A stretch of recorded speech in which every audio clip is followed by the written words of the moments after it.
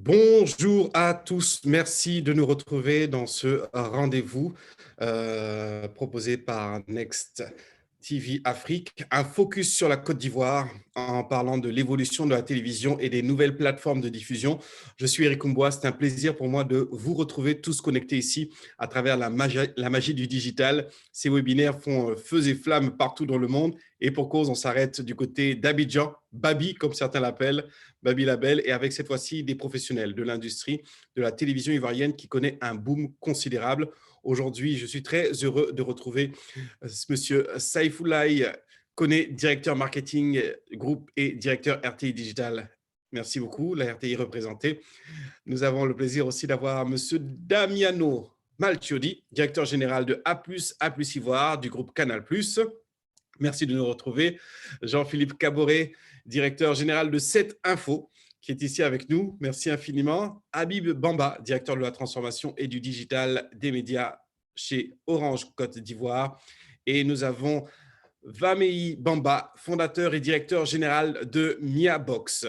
Voilà, nous avons un beau panel avec une variété. Nous avons la télévision, nous avons de la TNT aussi, et nous avons des plateformes telles que Miabox. Aujourd'hui, nous allons nous intéresser justement à ce boom télévisuel de la Côte d'Ivoire. La Côte d'Ivoire compte près de 26 millions d'habitants et 5 millions de foyers, dont environ 2,9 millions sont équipés de télévision.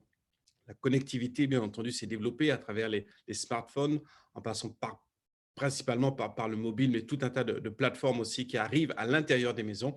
Aujourd'hui, environ 70% de la population peut accéder à Internet sur son téléphone.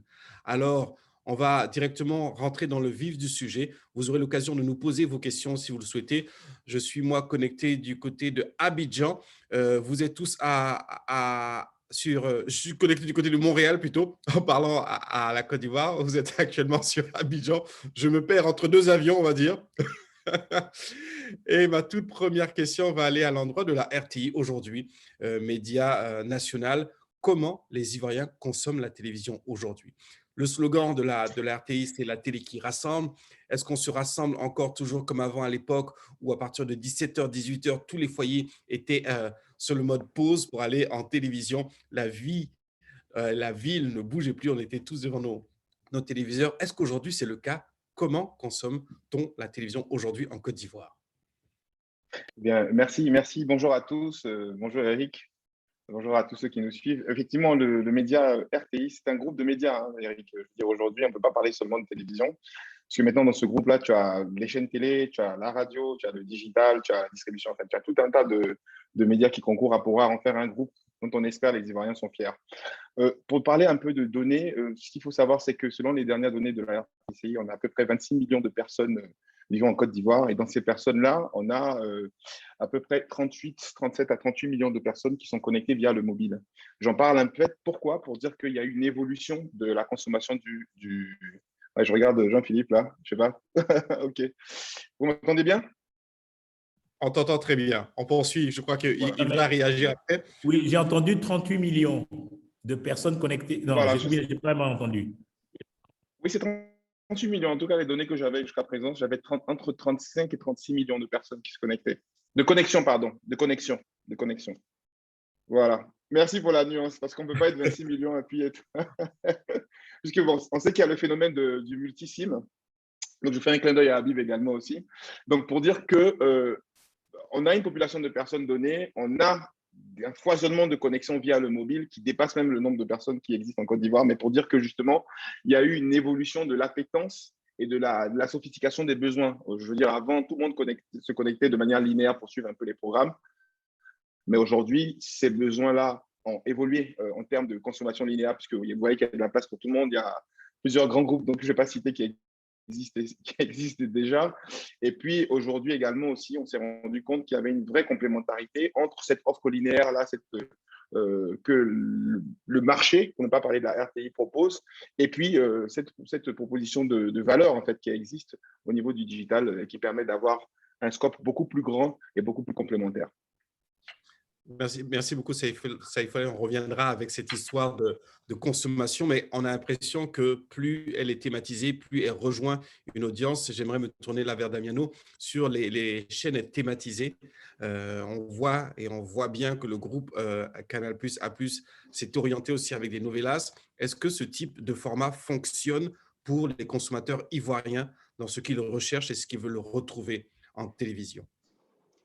Oui, alors bonjour à tous. Donc effectivement, alors nous, il y a un pôle thématique très important au sein du groupe Canal+, complémentaire à l'ensemble des chaînes Canal+ Afrique, hein, qui sont des chaînes premium. Et donc en parallèle de ça, il y a des chaînes thématisées. Eric, tu citais Novelas. Alors Novelas, on surfe sur un historique, hein, sur une culture, on va dire, télévisuelle qui existe depuis longtemps, donc qui vient d'Amérique du Sud.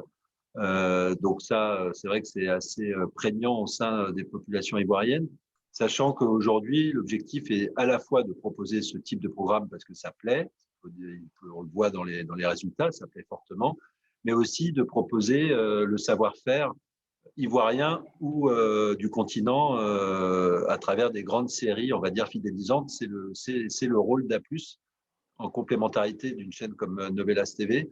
Mais également, il y a le Nollywood, hein, qui est un genre à part entière qui vient du Nigeria, qui est très apprécié. Et donc, nous, notre vocation, c'est de développer au maximum les coproductions avec des talents de l'Afrique francophone et de montrer avec notre façon de faire qu'elles ont toute leur place et plus que jamais leur place auprès de la population ivoirienne. Et on le voit à travers des grandes séries qu'on a pu mettre en place sur A+, et plus spécifiquement sur A+ Ivoire. Donc, et donc, ça répond très positivement. Donc, il y a une attente, il y a un public. Je crois que l'ensemble des confrères concurrents aussi développent ce même type de programme. Nous, ça fait un certain nombre d'années, ça ne se fait pas tout seul. Il y a une complexité qui est peut-être différente qu'ailleurs, mais en tout cas, aujourd'hui, je dirais que les feux sont au vert parce qu'il y a des pools de talents, de grands talents, qui affiche une exigence attendue à la fois par le public ivoirien, mais également plus largement.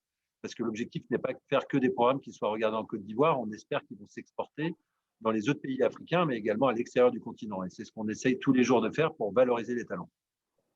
Alors effectivement, cette télévision ivoirienne est regardée sur le continent et ailleurs. On parlait là des thématiques. L'information est un autre rendez-vous important, bien entendu. Là, je vais me tourner vers Jean-Philippe Caboret avec cette info.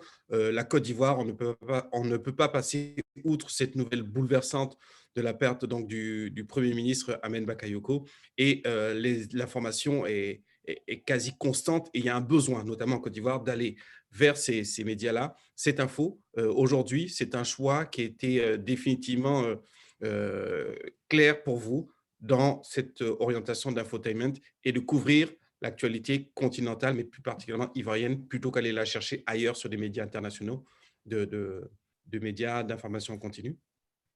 Alors, merci Eric. J'en profite pour remercier toutes les personnes qui nous suivent directement ou bien celles qui nous suivront après. Oui, effectivement, le choix de l'information n'a pas été un choix facile. Mais nous avons résolument voulu se diversifier pour justement faire en sorte que l'offre générale de la télévision gratuite sur la TNT soit relativement variée. Et ça tombe assez bien puisque chacune des chaînes a plus ou moins un segment spécifique, bien qu'elle soit, on va dire, généraliste pour l'essentiel, mais elles ont quand même dans leur ligne éditoriale, elles essayent de se démarquer. C'est ce que nous avons voulu faire à travers cette chaîne d'information qui est cette info, qui est donc information, économie, qui est un pan aussi important, mais qui n'est pas tout à fait complètement exploité. Donc, nous proposons de le faire. Et aussi développement, puisque nous sommes des poids de développement. C'est un peu dommage qu'on ne parle pas suffisamment de développement sur nos chaînes. Donc, voilà, notre choix a été un choix, je pense, courageux, parce que ce n'est pas évident, c'est un segment, et qui dit segment dit forcément limitation, mais à l'intérieur du segment, je pense qu'il y a des possibilités pour pouvoir être en parfaite harmonie avec nos prévisions, avec notre business plan. Mais déjà, ce qu'on peut remarquer, c'est que nous mettons beaucoup de temps à couvrir notre business plan parce que justement, ce n'est pas un segment facile et pour convaincre les gens, ce n'est pas évident. Je parle de tour de table. Mais on y arrive parce qu'on est convaincu de notre modèle et on est convaincu qu'on trouvera des partenaires, les partenaires qu'il faut pour pouvoir le développer. Effectivement, on parle de cette info, mais on aurait pu parler des trois autres médias de cette TNT de la Côte d'Ivoire que sont Life, NCI. La 3 aussi est arrivée dans le jeu. Et bien entendu, j'en oublie un quatrième, mais voilà, tout ça pour dire qu'il y a une dynamique de la TNT présente, mais il y a aussi le numérique dans cette danse de la télévision. Habib Bamba, je vais me tourner vers toi cette fois-ci et pour nous parler de cette présence en tout cas du numérique. Et donc l'année dernière, on a vu ce passage au numérique qui s'est concrétisé avec le lancement donc, de ces TNT. Quel impact aujourd'hui, avec l'arrivée de ces grands acteurs sur le marché de la télévision traditionnelle, on va dire, a eu sur la stratégie de la TV d'Orange qui arrive aussi dans cette danse-là? Habib? Alors, je ne vous entends pas.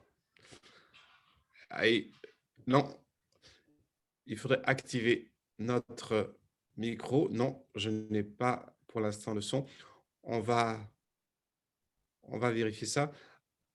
Alors, je vais passer à Saifullah le temps qu'on puisse revérifier la connexion au niveau de l'audio. Saifullah, la stratégie de positionnement de la RTI à travers le numérique et le digital chez vous? Elle est absolument, on va dire, complexe dans le sens où on parlait de thématiques tout à l'heure, les éléments qui sont le plus consommés au niveau du groupe, que ce soit sur les médias linéaires ou délinéarisés, c'est d'abord le divertissement, la musique et l'information. Donc, quelque part, c'est une complémentarité avec cette info également aussi, j'imagine, qui va se faire à l'avenir. Donc, aujourd'hui, cette stratégie-là, en fait, elle s'articule autour de la complémentarité du multi-écran, parce qu'aujourd'hui, comme je disais à un panel tout à l'heure, la télévision s'écoute et la radio se regarde. Donc, voilà, on a obligé de pouvoir proposer, on va dire, différents types d'expériences, parce qu'aujourd'hui, on va beaucoup plus vers la notion d'expérience. Aujourd'hui, l'expérience télévisuelle, elle est digitale, parce que toutes les personnes, on va dire, y compris, je pense, l'Assemblée qui est présente ici, rares sont celles qui n'ont pas un smartphone en main quand elles sont en train de suivre un programme linéaire, quelle que soit la chaîne. Allez, je ne fais pas de jaloux. Ou bien, rares sont les personnes également aussi qui, des fois, ne sont pas en train de suivre un programme radio, mais en même temps de pouvoir regarder et faire des recherches en même temps. Donc, c'est cette complémentarité dans ce microcosme, ce cercle vertueux-là, sur lequel on essaie de pouvoir se positionner. Quand on regarde également aussi les données, on se rend compte qu'il y a à peu près 12 millions de connexions à Internet au niveau des données qui sont faites par la RTCI. Donc, c'est un vivier, c'est un potentiel incroyable parce qu'on se rend compte, nous, d'une part, qu'on a une très grande partie de la population ivoirienne qui a accès à nos médias de manière gratuite, que le free to air, c'est bien ça, au niveau de la télé ou de la radio, mais qui préfèrent se connecter en mobilité. Donc, payer pour se connecter parce qu'aujourd'hui, le besoin a tellement évolué que nos cibles sont prêtes à pouvoir être en mobilité pour pouvoir en faire la consommation. Donc aujourd'hui, c'est un enjeu vraiment extrêmement important pour nous de pouvoir offrir ce genre de service-là. C'était pour faire la transition avec le mobile. Oui, merci de m'offrir ça. Habib, on te retrouve. Justement, la passe a été faite. Est-ce que tu nous entends, Habib? Et nous parler de la TV d'Orange? Non, je ne t'entends toujours pas à mon niveau. Est-ce que vous entendez Habib? Non. Alors, Habib, je vais te laisser redémarrer à nouveau le lien Zoom parce que, alors, couper ton micro, ça me frustre vraiment. Vamei Bamba, on regarde la télévision différemment, on va chercher des contenus. Est-ce que tu peux nous parler de Miabox? Qu'est-ce que c'est et comment vous vous positionnez dans cet écosystème de la télévision en Côte d'Ivoire? Oui, Miabox, comme l'on l'indique, c'est Media in Africa Box. Nous, on s'est spécialisé entièrement dans la diffusion et la distribution de contenus locaux. On va dire, quand je dis contenu locaux, pas forcément ivoirien, mais tout ce qui est produit sur le marché de la production africain. La production africaine est essentiellement Nollywood. Et depuis un peu plus de 6 ans maintenant, nous sommes spécialisés. Il faut dire que lorsqu'on se lance dans l'activité de streaming, de diffusion de contenu via le mobile, via les devices connectés, tout semble beau dès le départ et on se trouve confronté à la question de la disponibilité du contenu à notre niveau. Et très vite, on a été face à ces murs-là qui étaient la disponibilité du contenu. On n'est pas un grand groupe. Il fallait pour nous, dans un premier temps, se spécialiser dans l'agrégation de contenu et essentiellement là où ça se fait le mieux, c'est au Nigeria.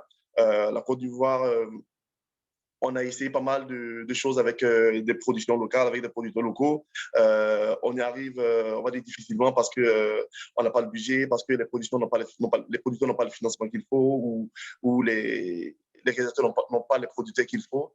Et à la suite, aujourd'hui, nous, on essaie d'agrandir. Je peux dire qu'on a l'un des catalogues les plus fournis en termes de Hollywood aujourd'hui. En termes de modèles, on a axé notre business model sur des partenariats essentiellement avec les opérateurs mobiles, et notamment sur le marché ivoirien, notamment avec Orange, avec Habib, ici en Côte d'Ivoire et MTN depuis environ 1 an maintenant. Nous diffusons des offres, des bouquets, des mini-bouquets via ces opérateurs-là qui, à travers leur plateforme de souscription, de paiement, permettent à leurs abonnés de pouvoir accéder à du contenu de Hollywood et notamment ce de Mediabox. C'est un peu ce que nous faisons depuis quelques années, ce à quoi nous attendons depuis notre création. Excellent. On va tenter. Habib, je te laisse intervenir quand tu veux pour être certain que je t'entends au niveau du micro. Non, on n'entend toujours pas. Je ne sais pas ce qui se passe.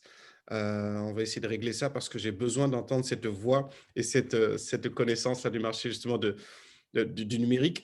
Au niveau des données, justement, Jean-Philippe Cabouret, j'aimerais aller vers vous. Est-ce que le marché est assez développé pour soutenir la croissance d'autant d'acteurs sur le marché de la télévision en Côte d'Ivoire? Là, j'aimerais que vous puissiez nous partager les éléments de données. Et je sais que vous n'avez pas tous les mêmes références parce qu'il y a un défi aussi d'homogénéité de ces données pour être plus performant. J'aimerais vous entendre, Jean-Philippe, sur cette question. En fait, je pense que vous avez mis le doigt sur un point important, c'est les données.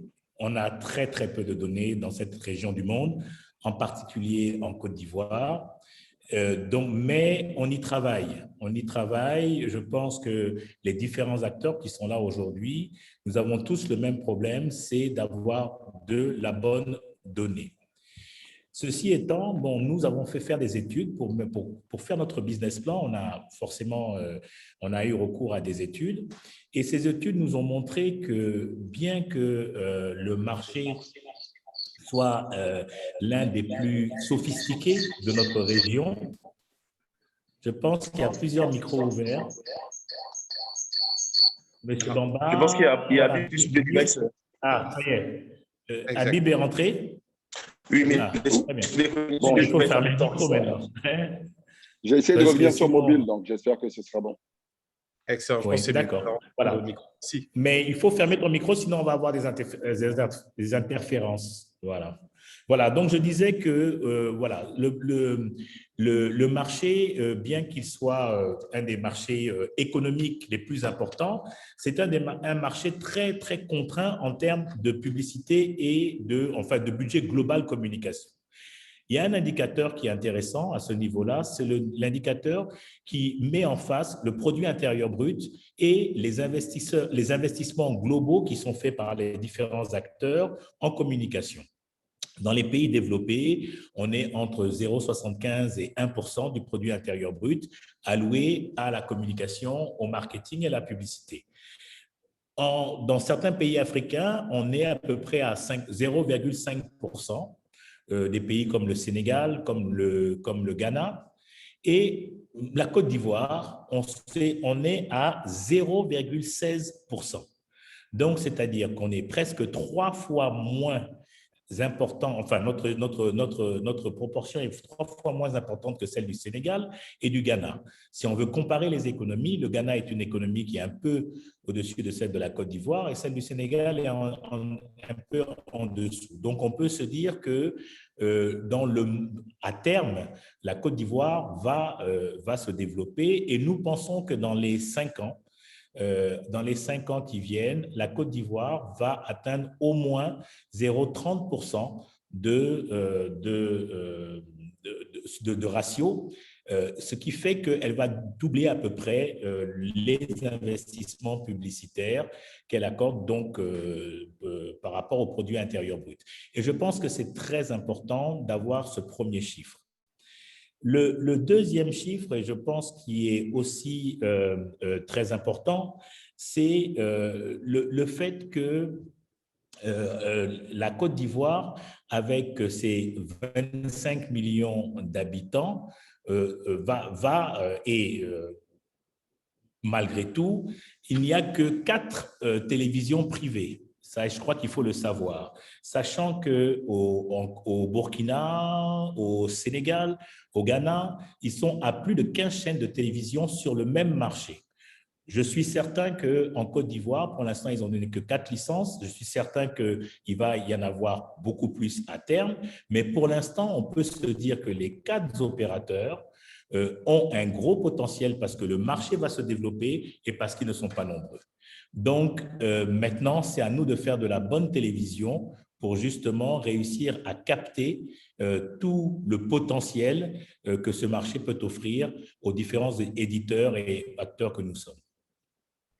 Excellent, merci pour ces données chiffrées qui vont interpeller et intéresser notre audience. Habib, je reviens vers toi avant d'aller vers Damiano pour nous parler de la TV d'Orange qui se positionne, donc, je disais tout à l'heure, dans cet écosystème de la télévision. Est-ce que, brièvement, on peut avoir une illustration de ce que fait la TV d'Orange et comment elle performe sur ce marché-là?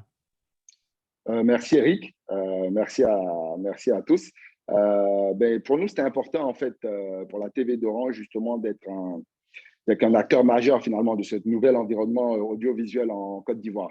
Nous avons lancé la TV d'Orange il y a 4 ans pour être justement un agrégateur distributeur de contenu en nous appuyant finalement sur nos 2 principaux assets.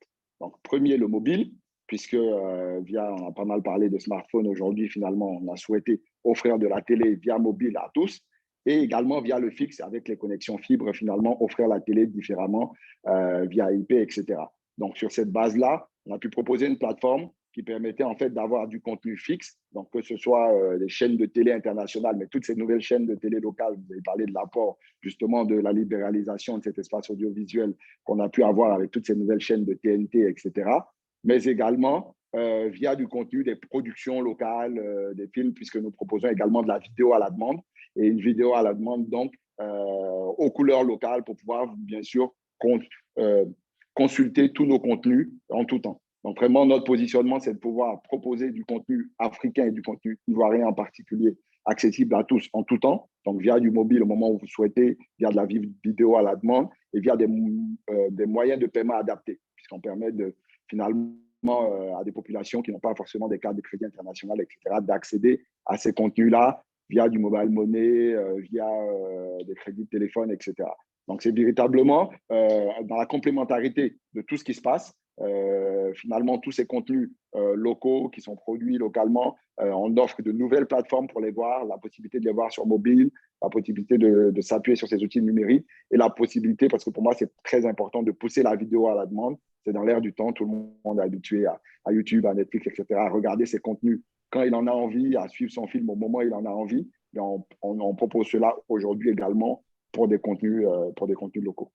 Alors, petite question qui va me permettre d'aller vers Damiano, mais Habib, j'aimerais t'entendre sur l'impact qu'a été la Covid dans ce temps-là. Est-ce qu'il y a des données statistiques qui ont montré qu'ils consommaient plus? Est-ce qu'il y a eu un changement des comportements? Est-ce que tu pourrais nous illustrer ce qui s'est passé dans cette période très particulière de pandémie? Et aussi voir du côté de A+, est-ce qu'au niveau des offres avec les annonceurs, vous avez senti une stabilité, une évolution ou un ralentissement? Habib, non? D'accord. Donc forcément, la crise de la Covid que nous connaissons d'ailleurs depuis un an, puisqu'elle est encore en cours, a forcément bouleversé l'environnement des médias. Ailleurs dans le monde, forcément, Amazon Prime, Netflix, etc., il y a eu un boom, des chiffres qui ont explosé. Nous également, nos chiffres ont explosé. Ils ont plus que doublé durant la période, mais pour des raisons un peu différentes. C'est vrai qu'à l'extérieur, avec un confinement total, on a eu ce boom-là, puisqu'on a eu des populations confinées qui ont eu besoin de se divertir par ces contenus. Nous, on a 95% de nos clients, entre guillemets, qui sont sur mobile et on n'a pas eu un confinement total. Par contre, on a eu également nos chiffres qui ont plus que doublé simplement parce nous avons eu toute une série d'actions adaptées pendant la crise. Déjà des actions de générosité, puisque nous avons proposé plusieurs chaînes en gratuité, des contenus, des films et des séries en gratuité pendant la période. Nous avons notamment nos partenaires de la RTI qui ont bien voulu nous accompagner et proposer notamment, par exemple, la télévision publique en gratuité pendant ces périodes de crise. Mais et également, ces vidéos à la demande-là qui ont fait finalement que malgré, lorsqu'on a eu le retour à la normale, on a eu quand même certains de ces clients qui sont restés. Donc finalement, on s'est retrouvé là où on était à moins d'1 million de téléchargements. Aujourd'hui, nous sommes à quasiment 2 millions de téléchargements. Nous sommes l'application de divertissement numéro 1 sur le continent. Mais en termes même d'utilisateurs actifs mois, là où nous étions autour de 100, 200 000, nous sommes à autour de 500 000 utilisateurs actifs de l'application. Donc, on a vraiment vu, on a vraiment pu derrière peut-être capitaliser quelque part sur cette période, mais pour des raisons un peu différentes. Excellent, merci beaucoup. Damiano, alors justement le rapport avec les annonceurs, qu'est-ce qui s'est passé?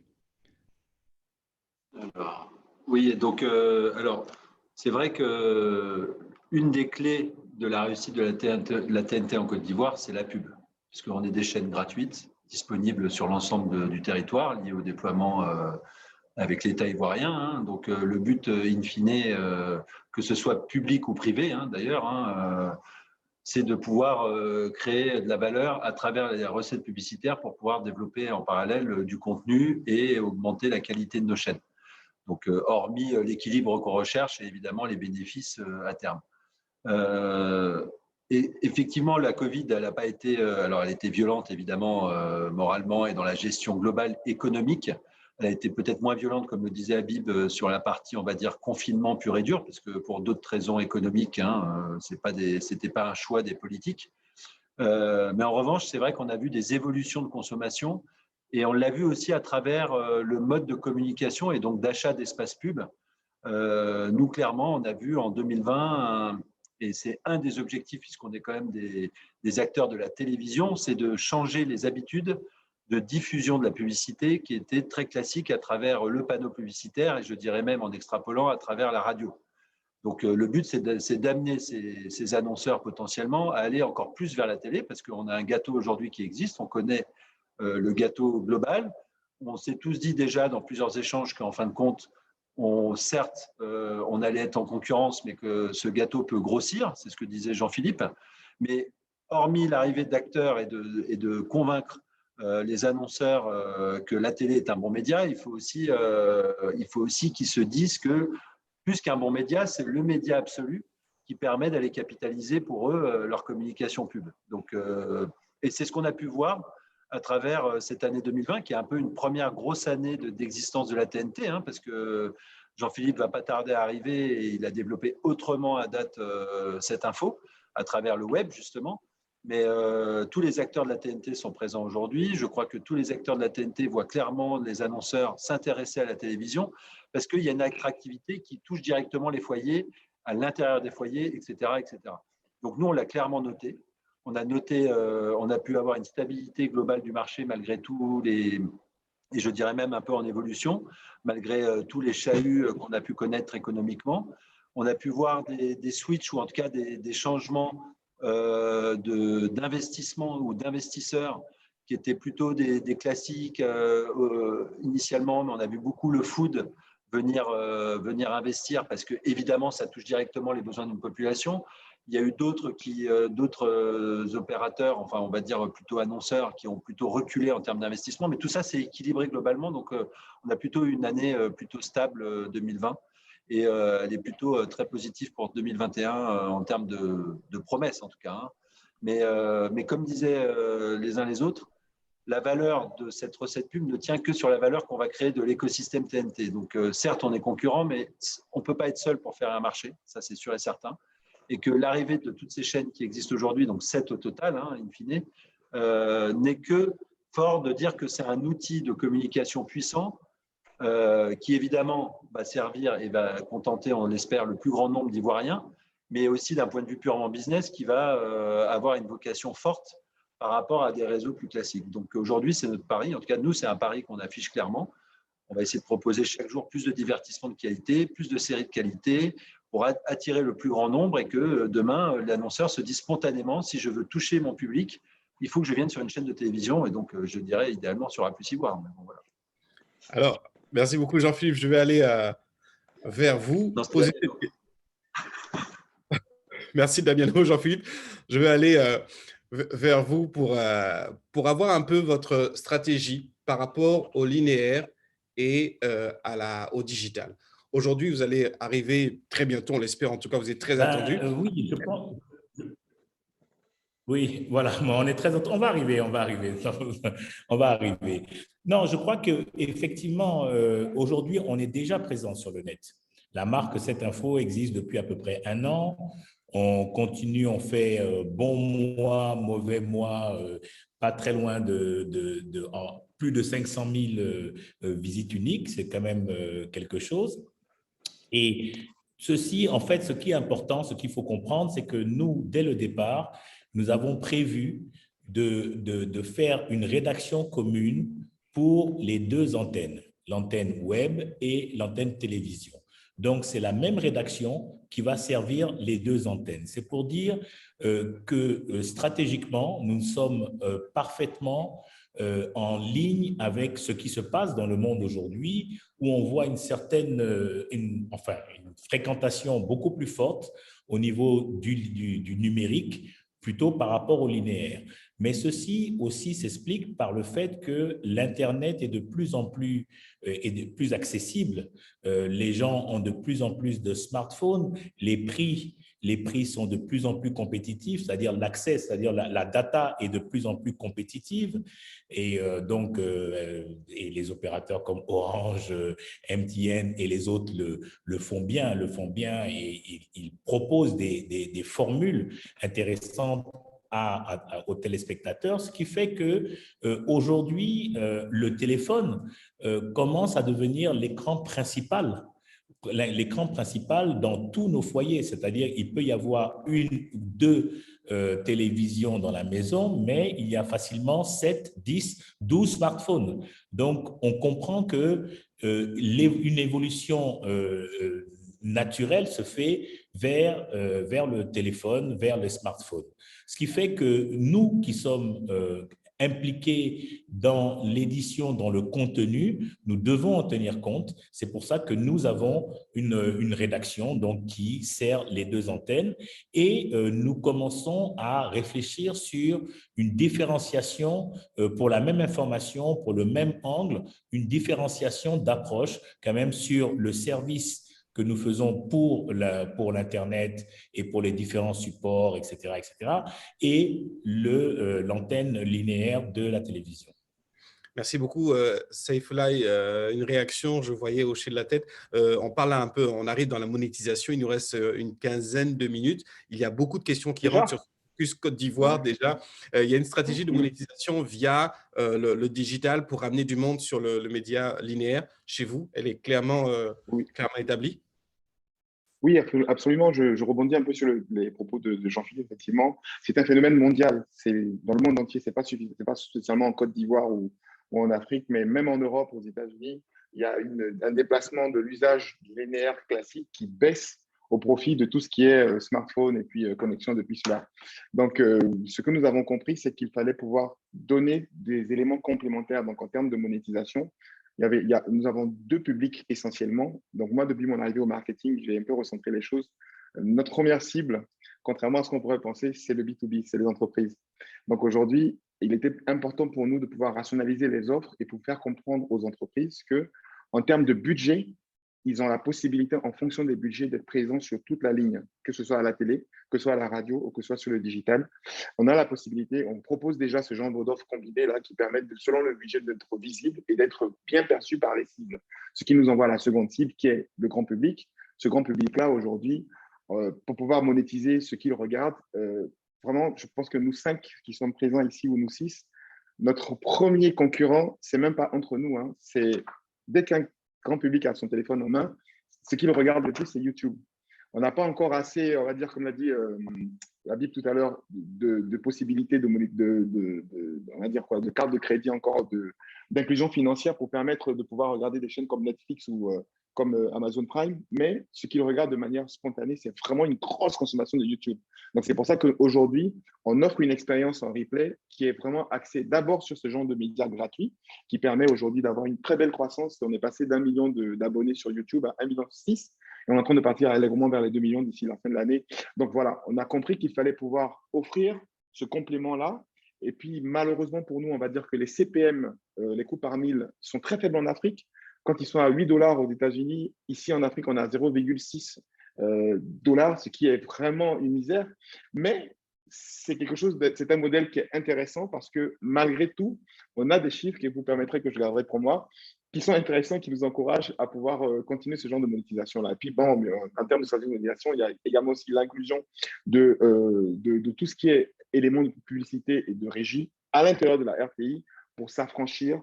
Alors, je dis doucement parce que je sais que Google a des grandes oreilles, de plus en plus de modèles de YouTube afin de pouvoir nous-mêmes proposer ce qu'il faut à nos clients de manière à ce qu'ils puissent faire des publicités en pré-roll, en mid-roll et en end-roll sur nos plateformes. Petite réaction avant de donner la parole à Vamey qui va nous parler aussi de son… Oui, tu peux redonner le chiffre, s'il te plaît? Ouais, Tu peux pas donner. 1,5 million, voilà, je sais pas bien. Combien Combien on a d'euros? 1 million d'abonnés sur la chaîne YouTube de la RTI officielle. On a 1,6 million d'abonnés. Tu peux aller vérifier si tu veux. Voilà. Maintenant, aujourd'hui, ce que je disais, non, mais l'effort doit être continu encore. Quand on regarde un peu le nombre de connexions qu'il y a au niveau du mobile, il y a 12,6 millions d'Internet users d'après les dernières données de la RTCI. Donc, vous voyez qu'on a encore du travail parce que c'est 1,6 million de personnes qui sont connectées. Il y a une grande part qui se trouve en Côte d'Ivoire, mais il y a environ une vingtaine de pourcents qui sont à l'extérieur du pays parce que ce sont nos clients qui ont envie de garder le lien avec le pays. Absolument. Alors, Vamey, le business model, j'ai envie de dire, de Miabox fonctionne sur ces deux territoires, en tout cas avec MTN et Orange. Est-ce qu'il y a une évolution aussi? Est-ce que c'est une dynamique sur laquelle vous travaillez et que vous allez poursuivre? Ou est-ce qu'il y a un changement avec la Covid et les nouveaux opérateurs qui arrivent dans ce jeu de contenu via des plateformes comme la tienne? J'ai perdu Vamey au niveau du son. Alors, on va…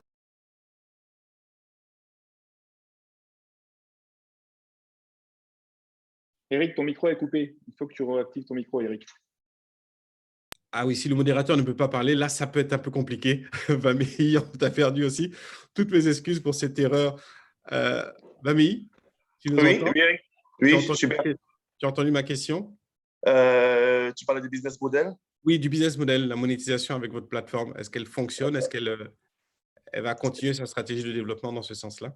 Ok, il faut dire que nous, le business model qu'on avait, le modèle sur lequel on s'était penché dès nos débuts, c'était de collaborer avec les opérateurs, parce qu'il faut dire, Saif l'a soulevé tout à l'heure, c'est les moyens de paiement qui font défaut sur le marché africain et on n'a pas tous Visa ou Master.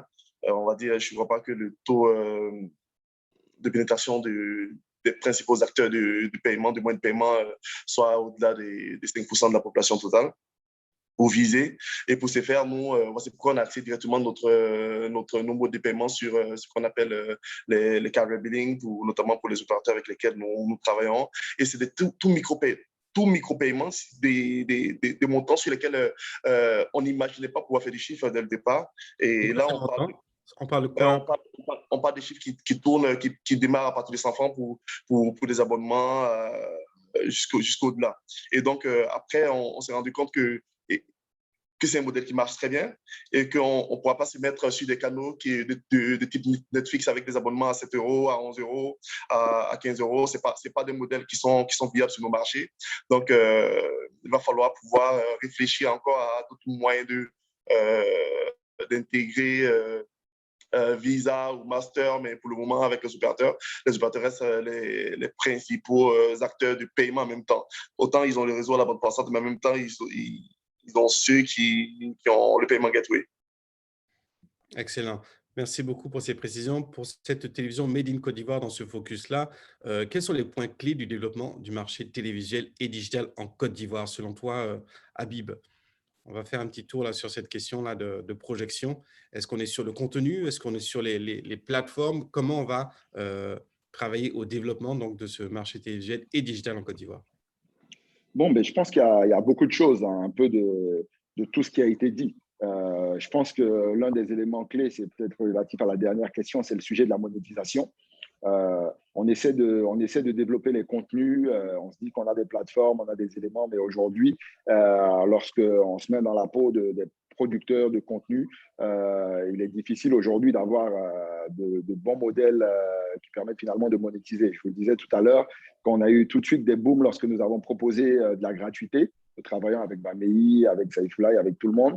Et on voit tout de suite que dès qu'on essaie finalement d'avoir des tarifs un minimum pour des contenus intéressants à valoriser à l'acte, on a tout de suite des difficultés, alors que derrière, il y a tout un modèle économique pour avoir des contenus de qualité, pour valoriser toutes ces plateformes et tous ces environnements-là.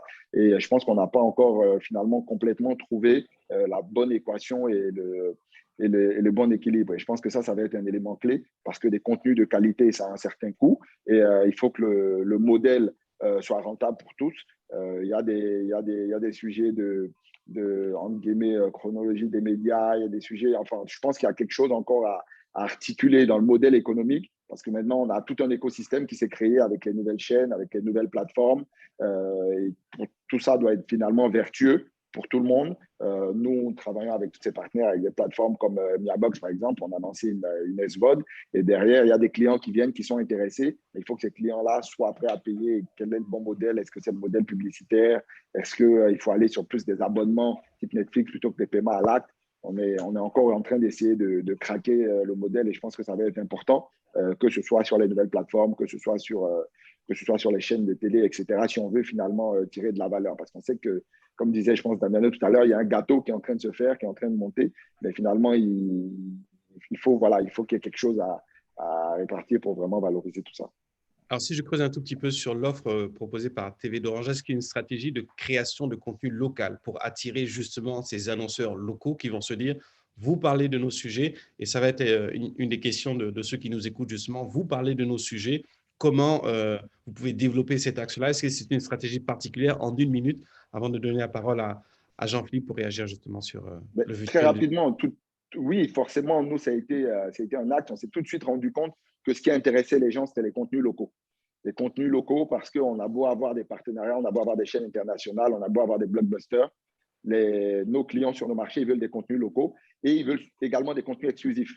Donc, c'est intéressant pour nous d'avoir des chaînes, mais ils veulent des contenus pour venir sur la plateforme qui vont nulle part ailleurs. Donc, on s'est lancé, à l'instar de Netflix ou d'Amazon Prime, etc., avec des productions locales, des émissions. Notre première série Assini, il y a 1 an et demi, on en a 5 en tournage.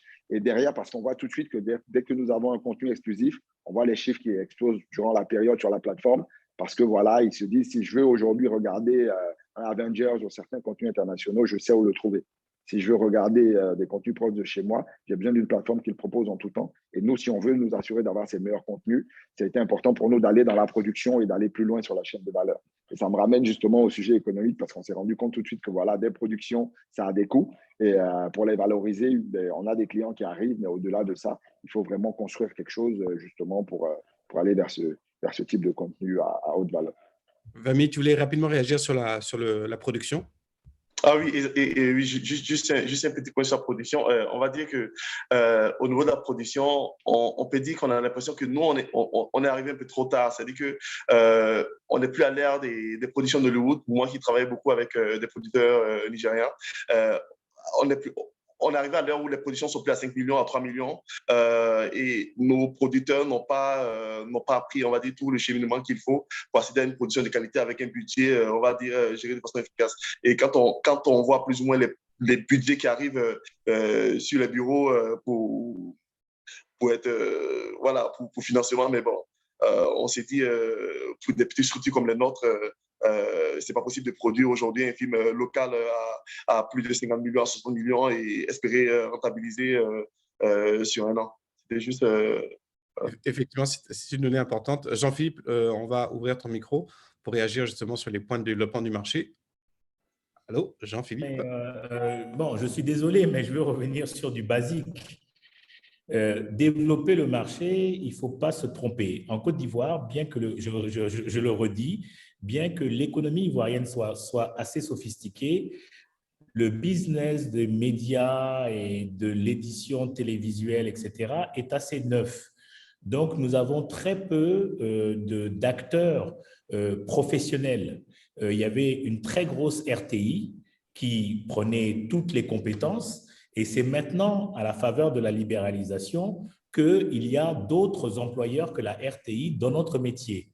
Ce qui fait que, effectivement, pour qu'on ait de bons contenus, il faut qu'on ait, il faut qu'on ait une chaîne de valeur complètement assumée, complètement professionnelle et complètement solide.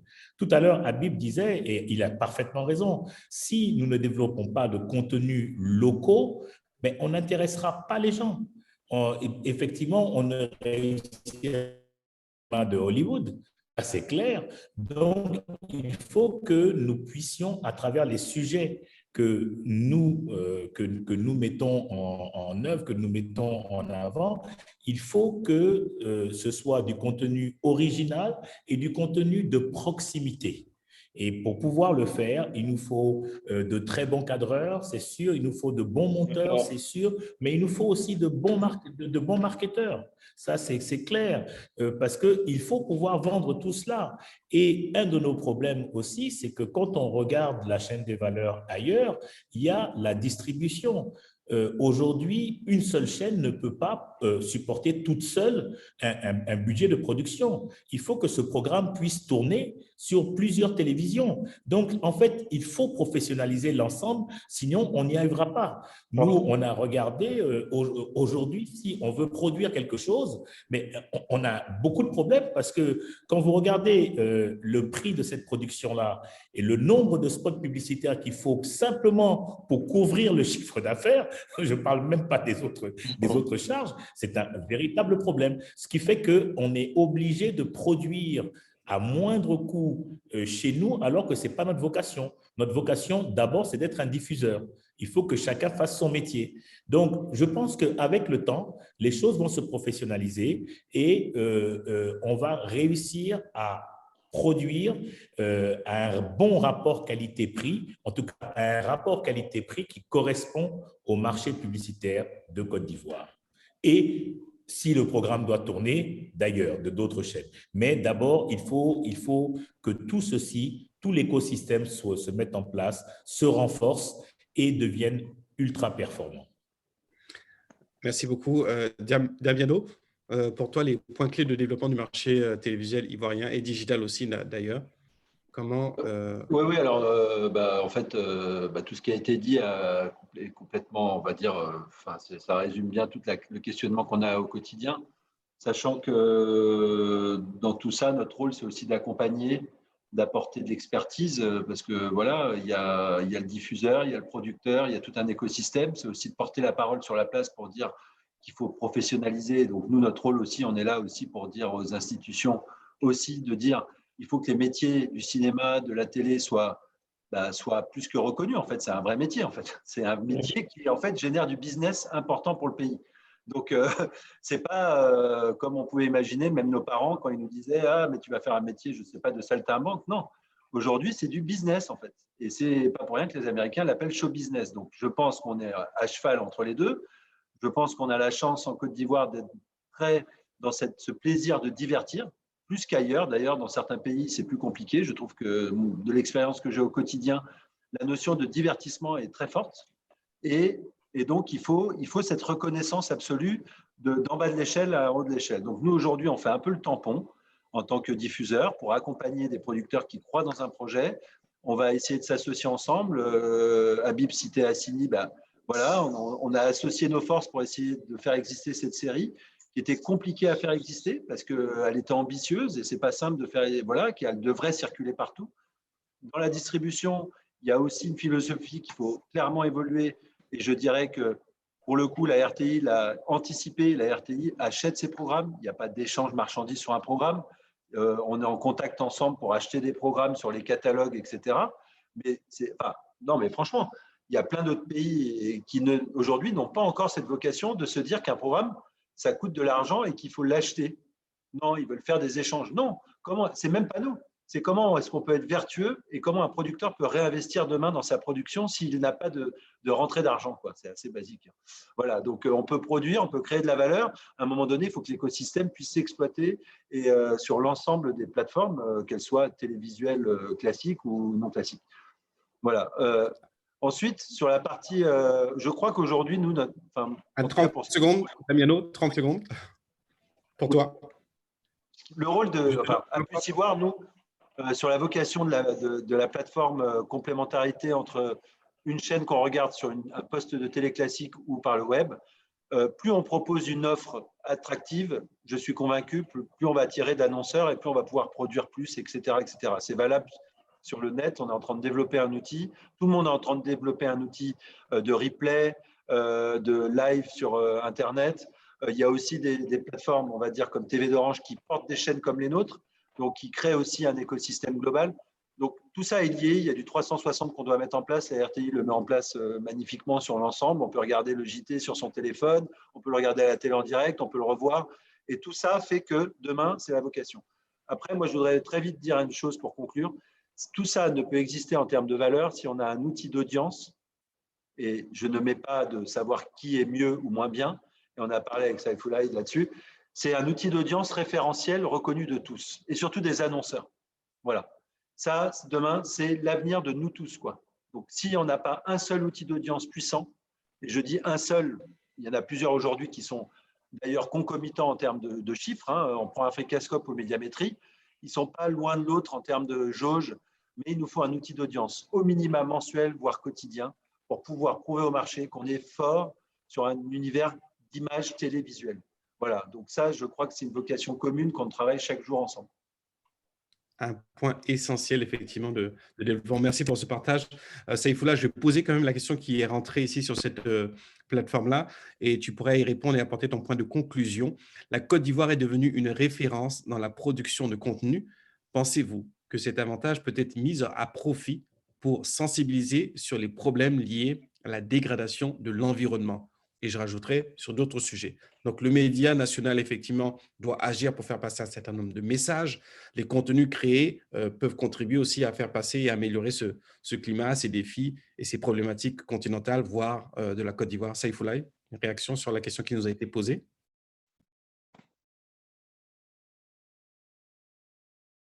Saïfoullah, Bon, vous m'entendez? il nous reste 3 minutes à tous. D'accord, donc rapidement, merci à Damiano qui a parfaitement compris en tout cas la stratégie de la RTI et qui a compris également ce qui est de la place pour tout le monde. Un clin d'œil également aussi au grand frère, parce que là je conclue en même temps, qui disait qu'il y avait une grosse RTI, mais effectivement elle est toujours bien grosse et bien jolie et bien belle, bien attirante. C'est bien pour cela qu'aujourd'hui, on est présent ici aujourd'hui parce qu'on avait prédit la mort de la RTI il y a quelques années, mais je rends en même temps hommage aux différents DG qui sont succédés, à commencer par Amadou Bakayoko et mon DG actuel qui avait eu la vision de pouvoir mettre en place cette transformation-là qui fait qu'elle survit et qu'elle vit et qu'elle continue de se développer. Donc, pour répondre à ta question, Eric, aujourd'hui, j'en aurais même pu venir à deux avec Anna qui s'occupe de la distribution au niveau de la RTI pour dire qu'on a cette mission-là, et on le fait bien, je pense, aujourd'hui, de pouvoir acheter des programmes, comme le disait Damiano, mais permettre également aussi de la production à petit format, parce que quand on parle de production, on voit tout de suite la grosse production, comme expliquait Habib tout à l'heure par rapport à Cindy, pardon, mais il y a également aussi des petites productions qui peuvent avoir des thématiques sur l'environnement et je pense que c'est ça qui est la clé. Aujourd'hui, on a un foisonnement de talents qui, avec un smartphone, te produisent des contenus qui sont peut-être pas forcément très bien réalisés, mais qui ont un véritable intérêt et que les cibles ont envie de voir. Parce qu'à la fin de la journée, c'est ça. Nos clients, que j'appelle les internautes et les téléspectateurs, ont envie de pouvoir se retrouver sur des formats courts. Donc, avec RTI Distribution, on a ouvert ce genre de possibilités qui permettent de pouvoir labelliser un peu ce genre de production-là. Et je pense que c'est ça la clé, en fait, par rapport à ta réponse. Demain, c'est ce genre de production-là. Donc, je lance en même temps un appel à ceux qui nous écoutent et qui ont ce talent-là, qui va être un peu la clé de l'avenir, de pouvoir produire ces contenus et de pouvoir nous contacter, de pouvoir contacter RTI Distribution, RTI Digital et RTI dans sa globalité, afin qu'on puisse co-construire ensemble ce genre de contenu qui ont vocation à sensibiliser sur l'environnement. Aujourd'hui, je peux citer, comment dirais-je, pas mal de contenus que nous faisons avec notamment la sensibilisation vis-à-vis du vélo. Je pense à mon ami Andy Costa, qui avait fait des formats très courts, justement, qui passaient juste après le journal et qui ont créé un déclic et qui ont pu permettre également aussi de pouvoir exister sur le digital. Et aujourd'hui, je pense que cette production est mondialement connue. Donc, c'est un exemple pour dire qu'on peut partir d'un petit contenu, passer sur le digital, rentrer à la télévision sur du linéaire et repartir sur le digital dans un cercle vertueux qui permettra de multiplier les audiences. Excellent, merci beaucoup. Je dois effectivement libérer l'antenne, comme on dit en télévision. Vous comprendrez, vous respecterez justement ce timing-là en télévision. Je voudrais surtout remercier ici Jean-Philippe Caboret, directeur général de cette info, Damiano Malchiodi, directeur général de A+, Ivoire Canal, ainsi que Saifoulaye Kone, qui vient de parler, directeur marketing groupe et directeur digital RTI. Habib, merci infiniment, directeur de la transformation du digital et des médias à Orange Côte d'Ivoire, et Vamei Bamba, fondateur et directeur général de Miabox. J'espère que ceux qui nous ont suivis ont pu récupérer quelques éléments clés de cette télévision plus que dynamique de la Côte d'Ivoire qui est suivie. Elle prend un positionnement de leader, même si elle a connu un retard au niveau de la TNT, mais elle est en train de s'organiser et il y a un écosystème relationnel très puissant et très efficace. On le voit ici dans nos différents échanges. C'est une Côte d'Ivoire qui gagne avec sa télévision, une Côte d'Ivoire qui regarde aussi ces défis qui arrivent et qui sont prêts à aller boxer. Voilà, vous avez entendu le timer qui a sonné. Ça veut dire que nous arrivons à terme. Merci infiniment. Merci à Dataxis qui nous a invités dans ce rendez-vous-là. Merci à ceux qui nous ont suivis. Très bien. Merci à toi, parce que c'était bien connu. Merci. Bon rythme, Merci à tous. Eric. Bravo. Merci à tous. Prenez soin de vous. Bravo. Ciao. Au revoir. Merci. Merci les téléspectateurs auditeurs.